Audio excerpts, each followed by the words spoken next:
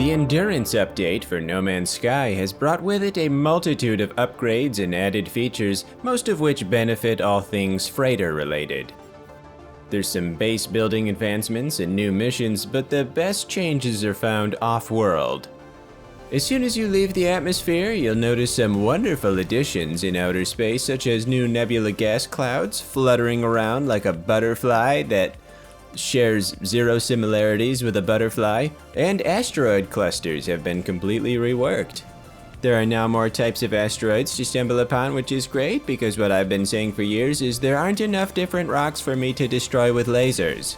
And you'll also notice there's more randomness to the collections of asteroids. They don't just appear every 15 seconds as they did before. Getting closer, you'll see there are a few cosmetic improvements to the freighters themselves, as well as your fleet as a whole. Everything looks more dramatic, more colorful, more polished, more delicious, and as you enter the dock, you'll instantly notice how industrial the atmosphere has become. There's more machinery scattered about, and it looks as though someone found 35 fog machines on sale at Party City and turned them all on high. Going to the upper deck, you'll see a more streamlined hallway that leads right to the bridge, but you don't even need to walk that far if you don't want to. Just drag your tired feet into one of two teleporters that take you right to the command center. There you can bask in the updated design, like this elegant dangling cloth draped over the side of this railing, as if to say, yeah, I'm not taught, what of it? The main console is basically the same, but from the upgrades menu you can now see a whole lot of new buildable items. Much of these showcase an updated design that's a little less Star Wars-y and a little more Star Wars-y. Existing rooms have been redesigned, resulting in more open space where you can see all of your little friends roaming around. You can finally see members of your fleet and squadron walking all over the freighter, most of whom have absolutely no idea where they're going and what their purpose is in life. Though it is certainly nice to have some company.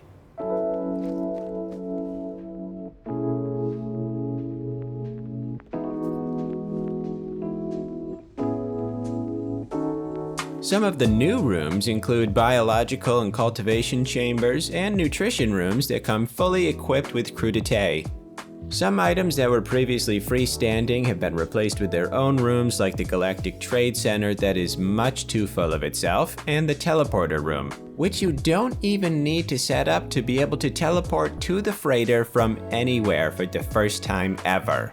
A glorious addition.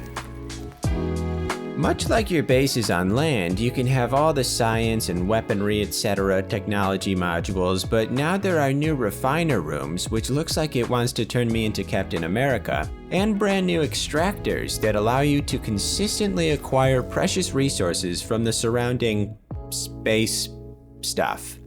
You can add as many as you want, and although you have to manually access each inventory, they don't require any extra energy input, allowing you to relax with a good book, or better yet, a block of cheese, and rake in the goods. Yeah, get those resources, But my absolute favorite are the new windows and exterior platforms and catwalks. These completely redefine mobility on your freighter, allowing you to live your fantasy of being a proper indoor-outdoor space cat. Finally, you can stand on top of the bridge, maybe chuck some rocks at incoming ships, and then fly right back into the freighter. And then notice General Hand dreaming about asteroids instead of getting back to work. Speaking of leaving the freighter, you can now teleport to and from your frigates whenever you want. Particularly handy for repairing them after expeditions, or for leaving small boxes of chopped celery on their ship for a classically humorous prank. When you're ready to move the fleet out, you get to see the whole freighter during the warp sequence. And when you get to a new star system, you can utilize the handy planetary scanner to instantly identify all of the new planets at your disposal. That one's a liar. Since most of these new rooms require salvage frigate modules, you may want to find some on derelict freighters, which you'll notice are somehow even creepier than they used to be.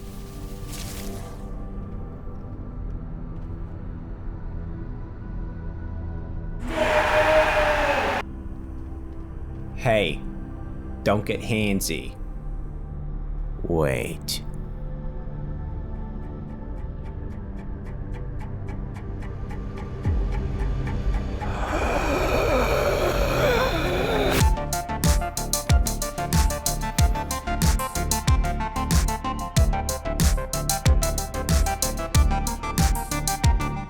These are just a few of the seemingly infinite changes from Hello Games, so if I missed any especially cool ones, let everyone know in the comments, and then let me know that I need to do better next time and stop letting down my family name just like that one time outside the Dairy Queen in Milford, Connecticut.